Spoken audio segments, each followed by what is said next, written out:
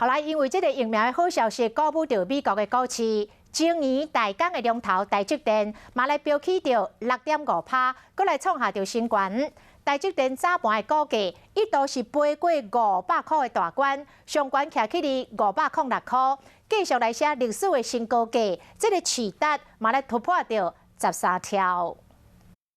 前年大港龙头台积电今仔日的股价超过500块，市值嘛超过13条，两项拢是历史的新纪录，会起遮济。 其中有一个原因，因为新的疫苗研发出来，好，那效果很好，所以呢，激励了美国股市，也受到这个激励的关系呢，那盘中的时候，这个台积电 ADR 呢一度大涨到了102.44美元。那如果折算成我们现股的单价的话，每一股的价格高达590块。 分析师讲，股民啊，想要知影讲明仔载台积电的股票可能会起还是会落，会使先看台积电的 ADR， 也就是台积电伫美国发行的准托凭证表现安怎，随知影。